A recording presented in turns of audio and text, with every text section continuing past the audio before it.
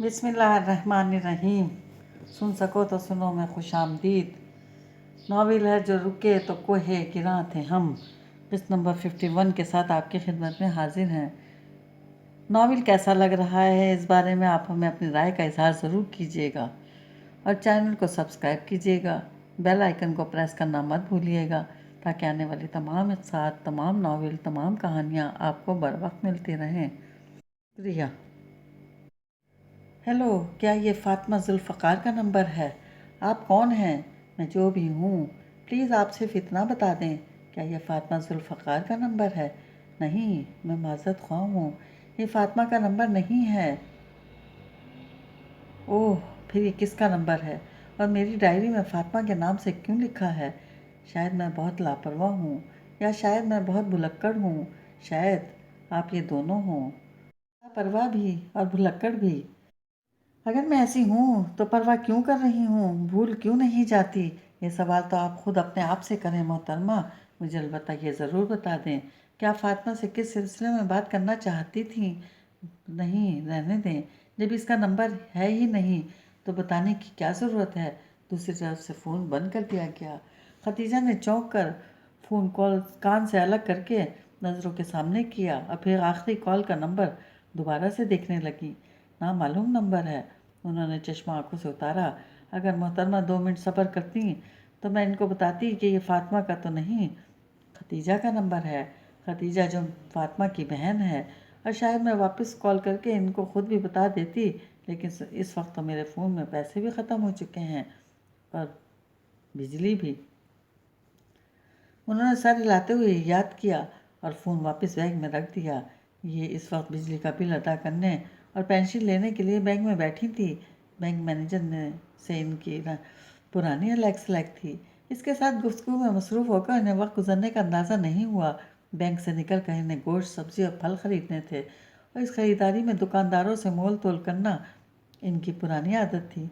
इन कामों से फारिग होते और रास्ते भर के ट्रैफिक मसाइल से नंबरदाजमा होते हुए घर पहुंचने तक इनके जहन से इस नामालूम नंबर से आई कॉल वाली बात बिल्कुल निकल चुकी थी। इसलिए वो इसका तस्करा फ़ातिमा से करना भूल गई थी। खतीजा ज़ुल्फ़कार बढ़ती उम्र के साथ नसियान का शिकार हो रही थी। अब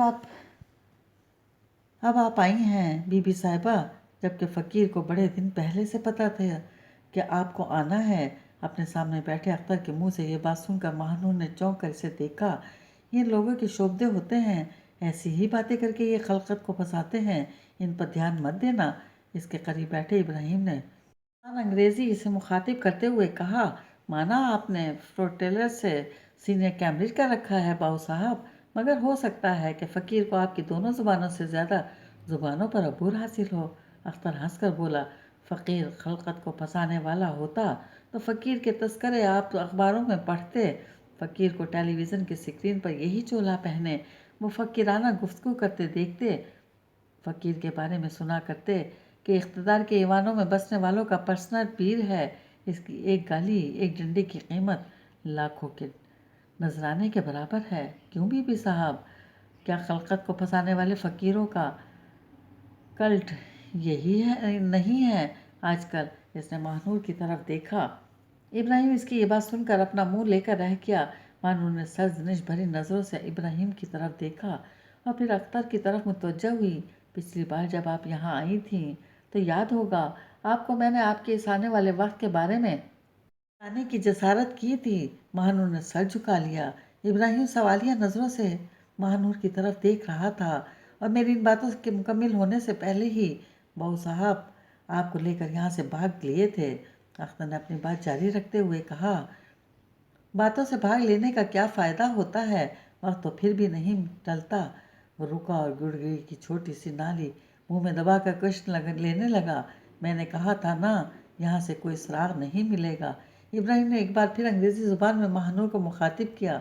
मैंने आपसे कहा था कि आपका मन बड़ा साफ़ है, इसलिए बड़ा शांत भी है। अख्तर इस बार इब्राहिम की बात नज़रअंदाज करते हुए महानूर से मुखातिब रहा।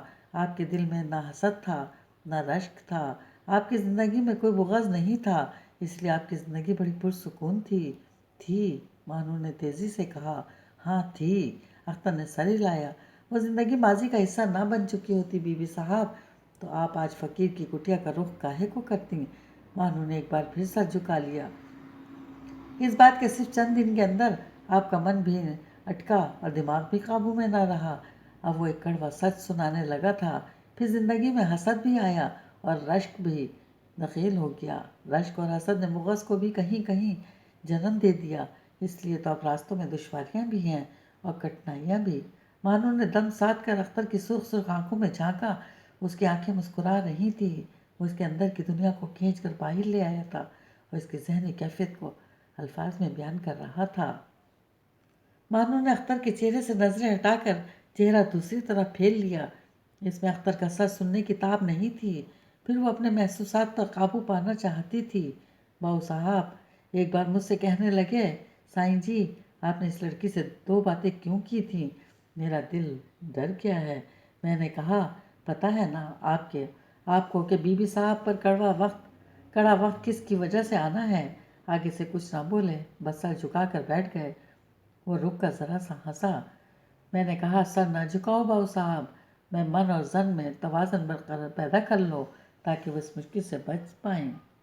इसने सुर्ख सुर्ख आंखें मानूर पर गाड़ते हुए कहा, ओ गॉड! इब्राहिम चिल्ला कर बोला, न जाने क्या पहेलियाँ बुझवाई जा रही हैं यहाँ।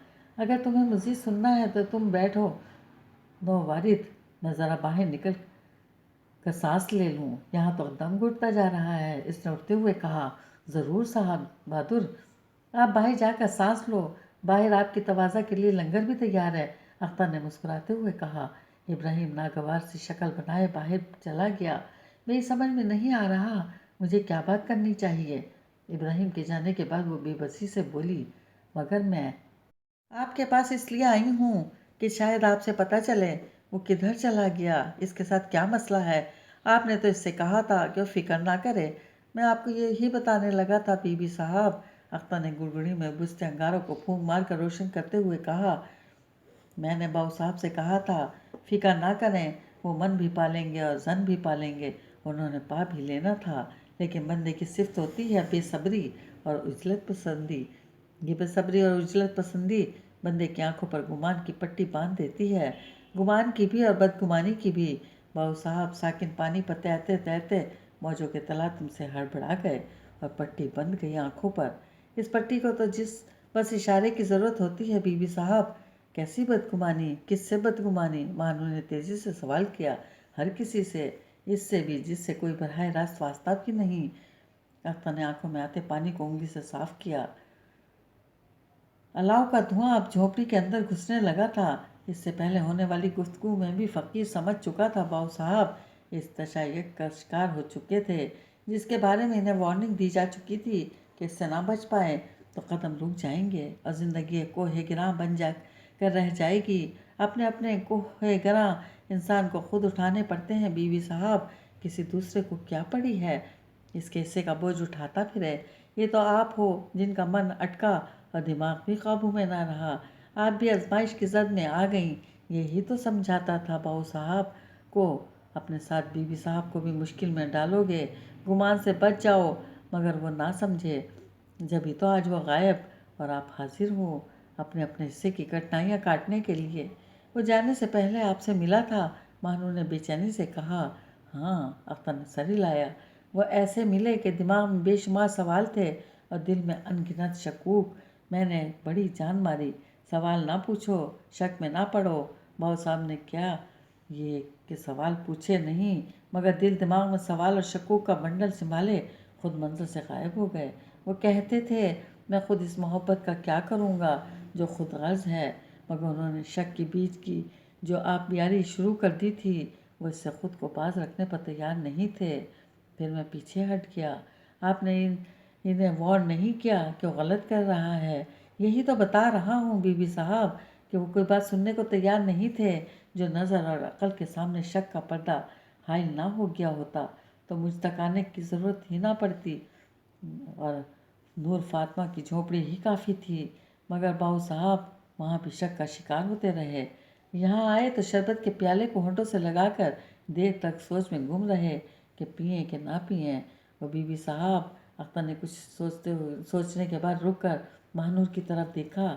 جب بندے پر یہ اسٹیج آ جائے تو پھر اسے اس کے حال پر چھوڑنا بہتر ہوتا ہے۔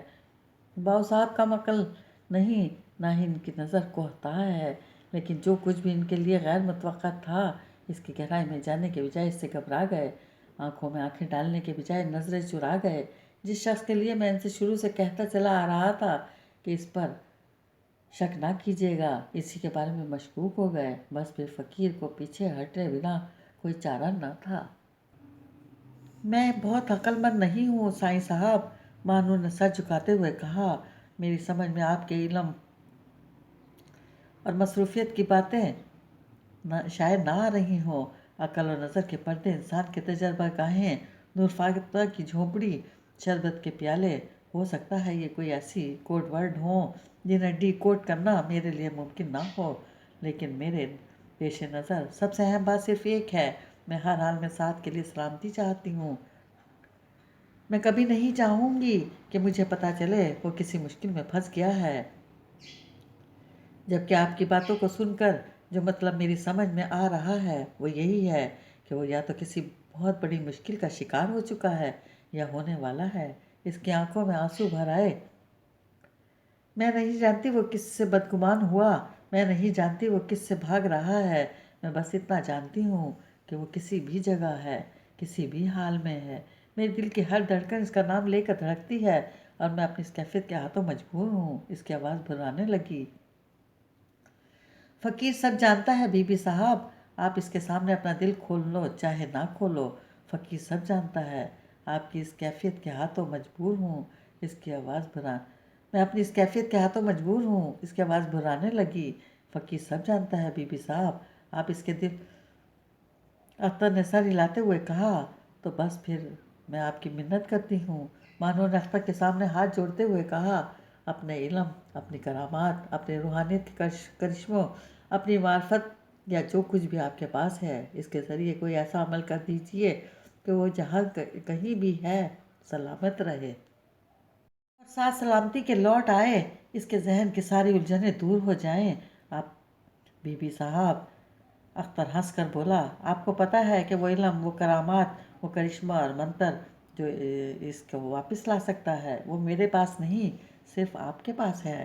نہیں سائیں جی، میں جانتی ہوں کہ اس دنیا میں میری زندگی میں اس کا کوئی کردار ہے نہ ہوگا، کیونکہ جس کو اپنے مقدر کا ستارہ سمجھتا ہے وہ اونچائیوں میں چمکتا ہے، میری طرح زمین کے گرد کے ذروں میں نہیں رلتا۔ لیکن میں اپنے دل کا کیا کروں جو ہر حال میں صرف اس کا نام لیتا اور اس کا نام لے کر جیتا ہے۔ مہنور کو لگا اختر فقیر اس شخص کے سامنے اپنے دل کی کیفیت بیان کرنے میں کوئی حرج نہیں تھا۔ آپ کے اس بے غرض جذبے نے ہی تو اس کا ڈھال بننا ہے بی بی صاحب، اختر نے کہا، لیکن باؤ صاحب کی تشکیق نے ان کے راستے کے چھوٹے چھوٹے پتھروں کو اکٹھا کر کے جو کوہ گراں ان کے سامنے کھڑا کر دیا ہے، اس کے سامنے ان کی پیش قدمی رک جائے گی۔ وہ رک گئے تو انہیں محسوس ہوگا کہ خود بھی کوہ گراں بن چکے ہیں۔ اس کیفے سے اس وقت تک چھٹکارا ممکن ہے جب تک اپنے ذہن کی گرفتیوں کو نہ سلجھائیں گے۔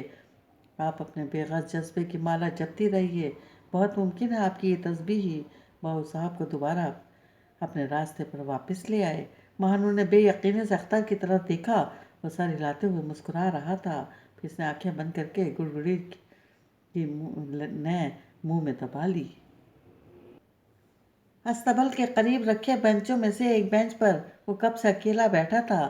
اس کا دوست، اس کا غمگسار محمد رضوان الحق اسی صبح اس سے رخصت ہو کر واپس گیا تھا اور اس کے جانے کے بعد اس پر اداسی کی ایک نہ ختم ہونے والی کیفیت طاری تھی۔ اس کی نظروں کے سامنے پہلے زمین کے ایک وسیع خطہ سفیدے کے لمبے لمبے درخت قطار در قطار سر اٹھائے کھڑے تھے اور ان درختوں سے بغیر ڈنٹھل کے چھوٹے چھوٹے بھنبیری نما پھول ہوا کے سنگ ہلتے اپنے جگہ چھوڑتے نیچے آن کرتے تھے۔ اس کے دیکھتے ہی دیکھتے ایسے انگنت پھول نیچے گرے اور یہاں وہاں اپنے مخصوص خوشبو بکھیرتے بکھر گئے۔ بندے کا دارو بندہ ہی ہوتا ہے، اس نے ایک لمبے وقفے کے بعد پہلو بدلتے ہوئے سوچا، پھل پھول جانور پرندے تو بس دیکھنے کے اور مصروف رہنے کے بہانے ہیں، بندہ جناوروں سے اور پھل بوٹوں سے گلا باتیں نہیں کر سکتا۔ سوچتے سوچتے اسے لطیف مالی یاد آ گیا، جو پودوں کی کٹائی کرتے ہوئے بیلوں کو دیواروں پر چڑھانے کے لیے ان کے سروں کو باندھتے ہوئے ان سے باتیں کیا کرتا تھا۔ اللہ بخشے چاچا لطیف بڑھیا باتاں کرتا تھا، کہتا تھا یہ پودے، یہ درخت، یہ پتے اور پھول میرے بچے ہیں، میں ان سے اپنے دل کی باتیں کرتا ہوں۔ بڑا قسمت والا تھا، ان سے ہی گلا باتیں کر کے فارغ ہو جایا کرتا تھا۔ میرے جیسا بندہ تو اپنے جیسا بندہ ہی ڈھونڈتا رہ جاتا ہے دل کے ہوا دکھ نکالنے کے لیے۔ اس نے اپنے حالت پر افسوس کرتے ہوئے سر ہلایا۔ پھر یہ بھی بڑی عجیب بات ہے کہ سارا فارم ہاؤس اللہ خیری صلاح آباد ہے، بندوں کی تو کوئی کمی نہیں ہے۔ ادھر پر وہ ایک بندہ نہیں ملتا جس کے آگے میں اپنے دل کی دکھ پھول سکوں۔ واہ بھائی رضوان الحق، کیا تھا جو 4 دن اور نکال جاتے، میرا دل لگا رہتا، ورنہ باقی کی حیاتی اب میں نے تو بندہ ہی ڈھونڈتے پھرنا ہے دل کی بات کرنے کے لیے۔ اس نے افسردگی سے سوچا، پر تم بھی کیا کرتے، بندے کے ساتھ پیٹ جو لگا ہوا ہے، اس ظالم پیٹ کے پیچھے بندے کو سنگی ساتھی خوشی غمی سب چھوڑ کر اسے بھرنے کا سامان کرنے، رزق کمانے نکلنا پڑتا ہے۔ اچھا کیا جو تم میرے روکنے پر نہیں رکے، کہیں جو نوکری سے جواب ہو جاتا تو تم کیا کرتے؟ وہ اپنے ذہن کو کسی ایسی سوچ سے بچانے کے لیے جو اسے مزید غمزدہ کرنے کا باعث بن سکتی تھی، اوٹ پٹانگ باتیں سوچتا چلا جا رہا تھا۔ اسی دم اسے محسوس ہوا کہ اس کے پیچھے املتاز کے جھنڈ سے خشک پتوں پر چلتا کوئی دم بدم اس کے قریب آ رہا ہے۔ چلو جی، آ گیا ماسٹر کمال۔ اس نے قدموں کی آہٹ سن کر دل میں سوچا، ابھی کہے گا کھاری پتر چل جا کر ڈیری کی خبر لے، ساری نسلی بھینسیں دودھ دینا چھوڑ گئی ہیں،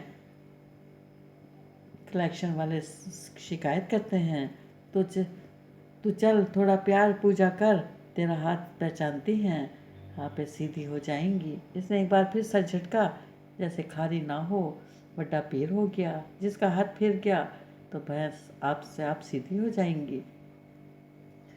اس کے کان قریب آتے قدموں کی آہٹ پر لگے تھے اور ماسٹر کمال کی آواز کا منتظر تھا، مگر چند لمحوں بعد اسے احساس ہوا کہ جو کوئی بھی عقب سے قریب آ رہا تھا وہ اس کے بالکل ساتھ اسی بینچ پر آ کر بیٹھ گیا تھا۔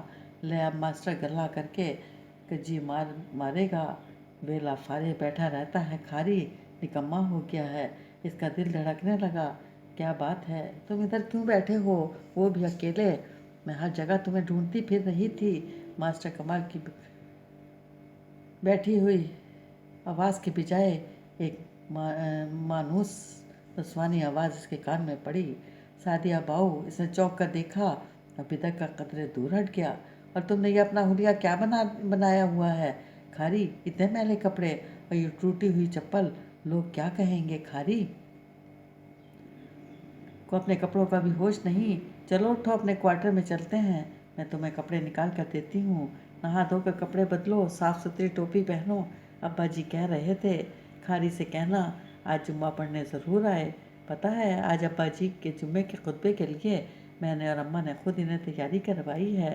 چلو اٹھ جاؤ، وقت نکل جائے گا، پھر ابا جی ناراض ہوتے رہیں گے، میں نے تمہیں ان کا پیغام نہیں دیا۔ وہ جیسے کہیں گئی ہی نہیں تھی، وہ ایسی تھی جیسے اس کے اور وہ کھاری کے درمیان کوئی فاصلہ ہی نہیں تھا۔ کھاری نے بے یقینی سے ایک بار سعدیہ کو دیکھا اور ایک بار خود اپنے حلیے پر نظر ڈالی۔ چلو نا، اب اٹھ جاؤ، جماعت کھڑی ہو جائے گی تو پہنچو گے، ابا جی نے بڑا سخت ناراض ہو جانا ہے۔ سعدیہ نے اس کا بازو کھینچ کے اسے اٹھانا چاہا۔ یا قسمت، یا نصیب، محمد رضوان الحق نے کھاری سے رخصت ہوتے ہوئے کہا تھا۔ قسمت بھی کھل گئی بھائی رضوان الحق، نصیب بھی کھل گیا۔ کھاری نے اچھلتے دل کے ساتھ رضوان الحق کو تصور میں مخاطب کیا۔ اس کے ارد گرد چھائی تنہائی، مایوسی، سناٹا اور اداسی یکدم چھٹ گئے تھے۔ اس کا دل خوشی کی ایک انوکھی لہر سے سرشار ہونے لگا تھا۔ اس کے چہرے پر سرخی پھیلی اور مسکراہٹ بھی۔ آپ نے سعدیہ باؤ آنے سے پہلے مینوں بتایا ہی نہیں، اس نے اپنی کیفیت پر قابو پاتے ہوئے کہا۔ اس کا دل پھر بھی بلیوں اچھل رہا تھا۔ کیسے بتاتی؟ وہ اس سے ایک قدم آگے چلتی ہوئی بولی۔ نہ تمہارے پاس کوئی فون تھا نہ میرے پاس۔ اوہ جی، میں نے تو آپ کا فون آپ نے دے دیا تھا، اس سے کر لیتی۔ ماسی سکینہ کے فون پر۔ کھاری چلتے چلتے رک گیا۔ میں نے وہ فون پھینک دیا تھا۔ وہ مڑ کر اس کی طرف دیکھتے ہوئے بولی۔ اب تم سادہ فون خریدنا جس پر کوئی گانا نہ سنا جا سکے۔ اچھا جی، کھاری بھنچکر گیا۔ ٹھیک ہے جی۔ اس نے سعادت مندی سے سر ہلایا۔ سادہ رخ بدل کر ایک مرتبہ پھر سے آگے چلنے لگی۔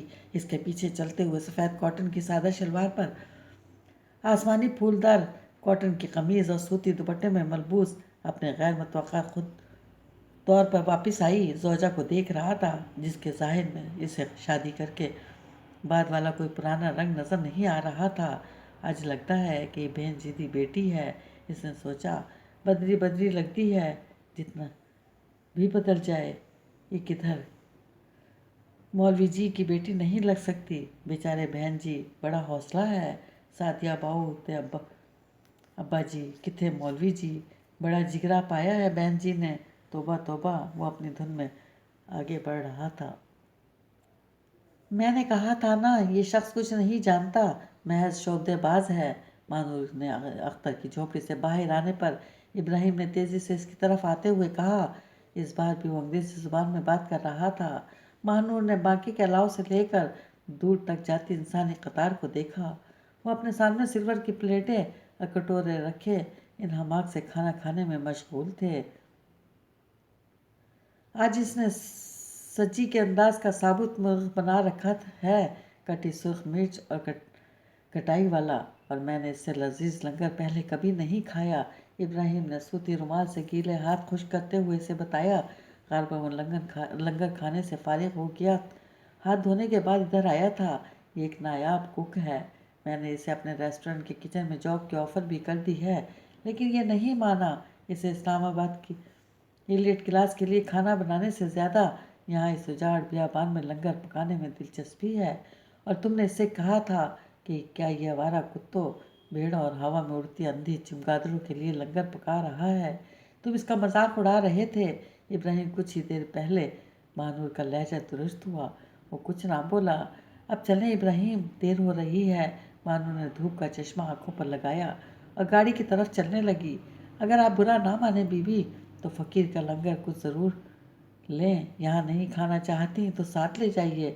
الاؤ پر سے تو اتار کر اسے بچھانے میں مشغول بالکا مانور کو یوں ہی جاتا دیکھ کر اپنا کام چھوڑ کر اس کی طرف لپکا۔ مانور نے رک کر اس کی طرف دیکھا۔ وہ تیزی سے لپک کر چنگیز پر جھکا۔ تھوڑی دیر بعد اس نے اخبار کے کاغذ میں لپیٹی آدھی روٹی میں ثابت مرغ کا نصف حصہ لپیٹ کر مانور کی طرف بڑھایا۔ باؤ صاحب شک کا شکار ہوتے رہے۔ یہاں آئے تو شربت کے پیالے کو دیر تک ہونٹوں سے لگائے سوچتے رہے کہ پئیں کہ نہ پئیں۔ مانور کو اختر کی بات یاد آئی۔ اس نے ممنون ہونے کے سے انداز میں سر ہلاتے ہوئے اسے پکڑ لیا۔ A T M card machine کی ورڈز میں لکھ کر سیمی نے اپنے مطلوبہ رقم کے نمبر دبائے، اور ایسا کرتے ہوئے نہ جانے کیوں اس کا دل بری طرح دھڑک رہا تھا۔ اس عمل پر مشین نے کوئی رد عمل ظاہر نہیں کیا۔ وہ وہی ہوا جس کا مجھے ڈر تھا۔ سیمی کا دماغ گھومنے لگا۔ اسے محسوس ہوا کسی نے یکایک اسے ایک گھر کی چار دیواری اور ایک چھت کے تلے کے نرم گرم ماحول سے نکال کر کھلے آسمان تلے بیچ سڑک پر کھڑا کر دیا ہو۔ رہائش قطن۔ اس کی نظروں کے سامنے تین لفظ گھوم کر ناچنے لگے۔ ان الفاظ کے اندر سے دن میں بھی تارے نظر آ رہے تھے۔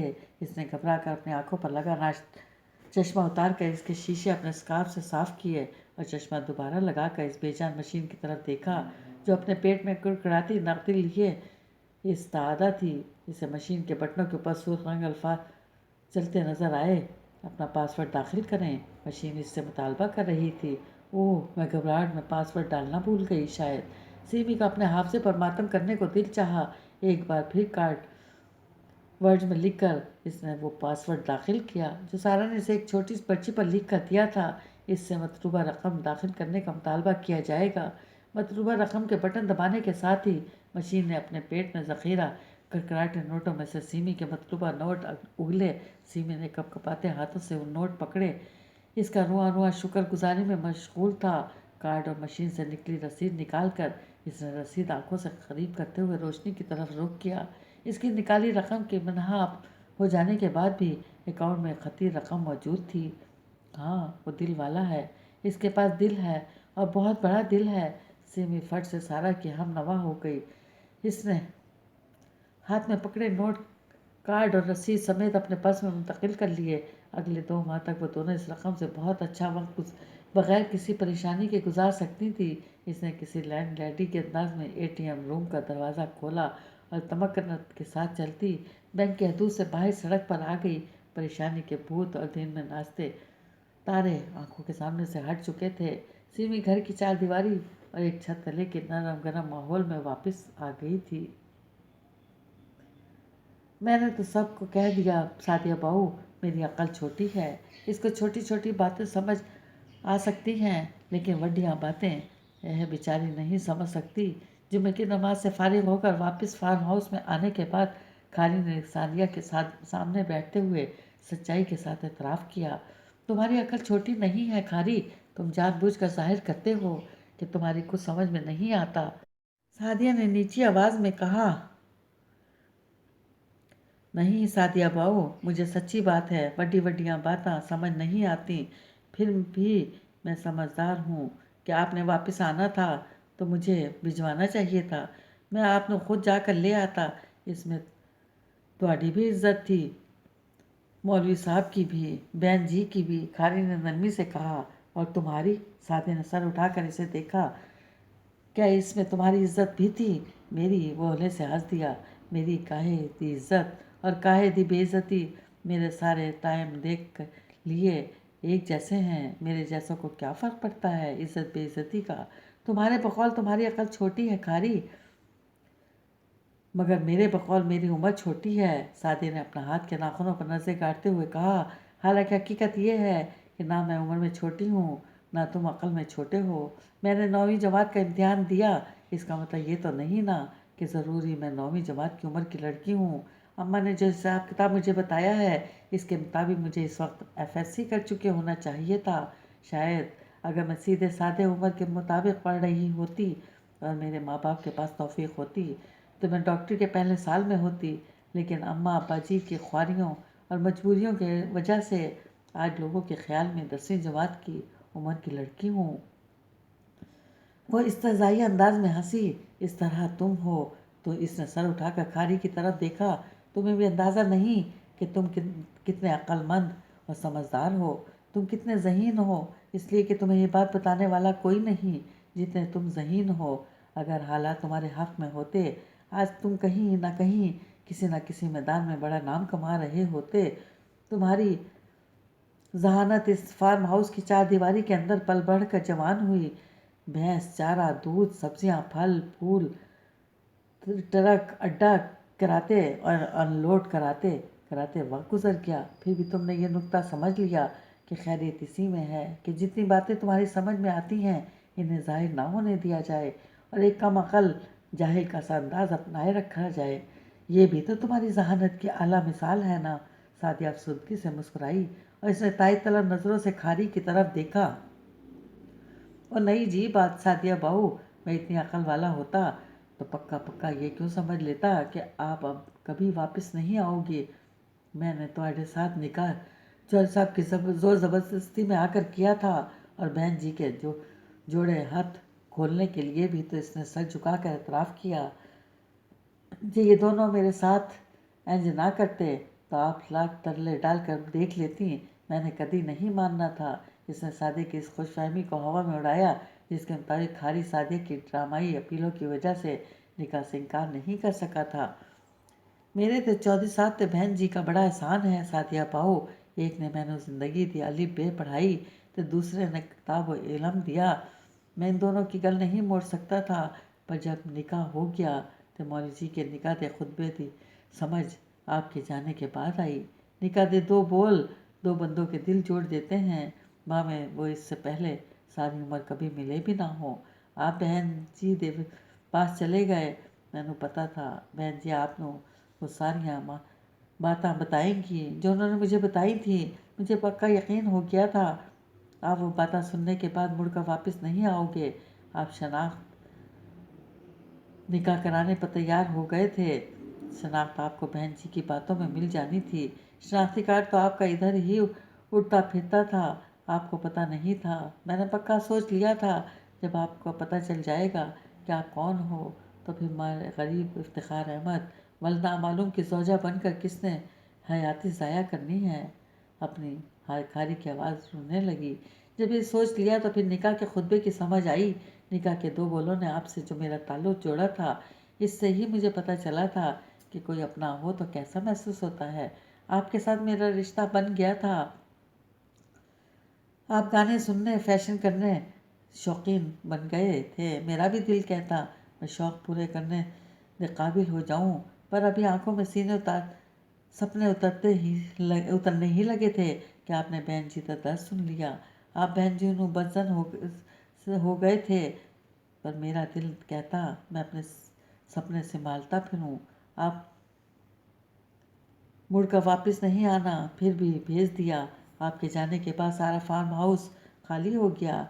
सारे लोग इधर से उधर काम करते फिरते थे, पर मुझे लगता था कोई नहीं है। एक कल्ली मेरी जान है जो इधर वीराने में रहती है। मैं होके भरता, अपनी किस्मत को रोता, कोई काम ना करता। वक्त गुजर रहा था, मेरे अपने अगले वक्त में कुछ नज़र नहीं आता। गुप अंधेरा मेरी आंखों के सामने खड़ा था।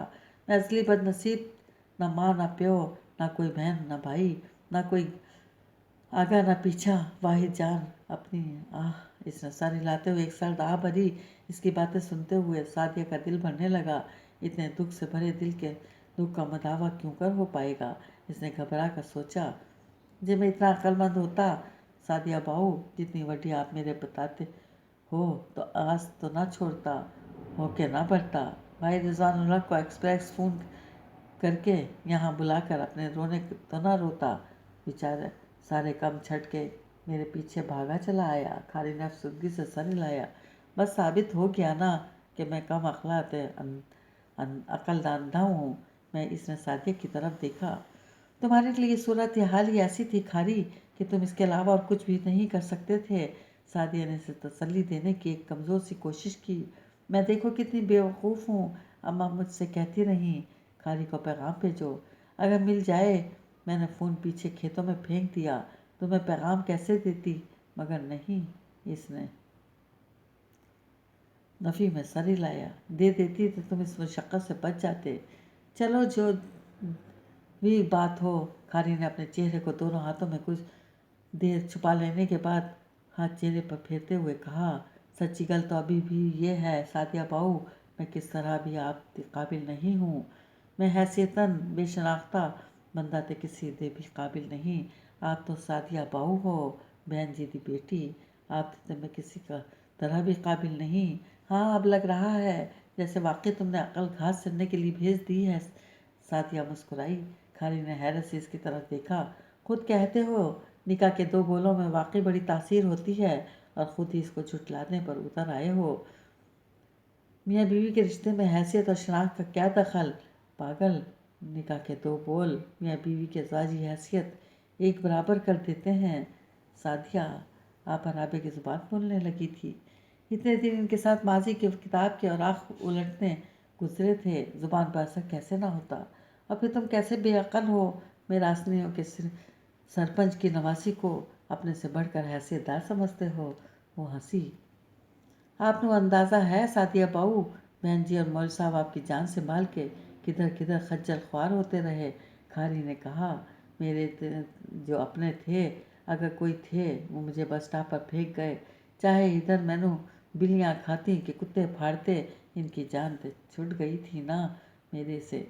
बस यही फ़र्क है हैसियत का। शायद सादिया बाऊ, बहन जी और बाकी की तरह अबाउजाद की सफ़ात क्या हैं, नस्ल कौन सी है, इसमें कोई फ़र्क नहीं पड़ता। फ़र्क बस इतनी हैसियत नाल पड़ता है कि बंदा किसी के वास्ते कितना लाजिम है। तुमने माँ की कहानी गौर से सुनी होती तो ये गिला कभी दिल में ना ले पालते। सादिया ने कहा, कितने हैसियत वाले होंगे वो साद साहब। मैंने तो खैर ना देखा है ना जानती हूँ, बस सुना है। तुमने तो देखा भी है। اور سنا ہے سب کچھ کہ مالک ہونے کے باوجود کوئی سکون نہیں انہیں، در بدر بھٹکتے پھرتے ہیں۔ اسے پانے کے لیے جو ایک چیز انہیں نہیں ملی، اللہ سے خیر مانگو کھاری، اللہ اپنی جانب سے اور کچھ دے نہ دے دل کا سکون ضرور عطا کرے۔ او آہو، میں نے تو بڑا چنگا ہوتا ہے۔ سعدیہ کے لہجے اور انداز کی سادگی نے کھاری کو پرانی جون میں واپس لا کھڑا کیا تھا۔ بڑے سکون کی نیند سوتا تھا، بڑے آرام سکون امن امان کے نال دن گزارتا تھا، نہ کوئی فکر تھی نہ فاقہ تھی۔ پر وہ بیچ میں وڈے کنفیوژن آ گئے تو میں بکھلا گیا۔ دسو بھلا کھاری غریب کی اتنی اوقات ہے کہ کنفیوژن بھی آئیں اور وہ سلامت بھی رہے۔ اچھا تو پھر اب بتاؤ اب کیا حال ہے؟ کنفیوژن ختم ہوا کہ ابھی بھی ہے؟ سعدیہ نے کہا۔ پہلے آپ بتاؤ، آپ سچی مچی واپس آ گئے ہو؟ کھاری نے اس کی آنکھوں میں آنکھیں ڈال کر پوچھا۔ ہاں بالکل، مڑ کر تو نہ جاؤ گے؟ نہیں، کبھی بھی نہیں۔ کوئی اندیشہ، کوئی شکوہ شکایت، کوئی پچھتاوے تو نہیں، کیونکہ نکاح کے دو گولوں میں بڑی طاقت ہے جو میاں بیوی کو ایک جیسی ازواجی حیثیت میں لا کھڑا کرتے ہیں۔ بڑا چنگا کیا سعدیہ باؤ، صاف صاف بتا دیا، نہیں تو کنفیوژن اور بڑھ جاتا۔ لیکن پھر کھاری کے دانت نکلے۔ ان کوئی کنفیوژن نہیں۔ اس نے خوش ہوتے ہوئے سعدیہ کے دونوں ہاتھ گرم جوشی سے پکڑ لیے۔ اب ہم دونوں مل کر فارم ہاؤس کی چاکری کریں گے۔ مجھے سبزیاں اور پھل توڑنے کا بڑا شوق ہے، سعدیہ نے کہا۔ نا جی نا، میں نے نہیں سبزیاں پھل توڑوانے آپ سے۔ کھاری نے اس کے دونوں ہاتھوں کو اور بھی مضبوطی سے اپنے ہاتھوں میں پکڑ لیا۔ ہاتھ لہو ہو جاتے ہیں کانٹوں نال لگ کے۔ اس نے سر ہلایا۔ چاکری میں کراں گا، تسی بس پڑھائی کرو، جتنا دل کرتا ہے پڑھو، وہ لگاوٹ سے بولا اور سعدیہ مسکرا دی۔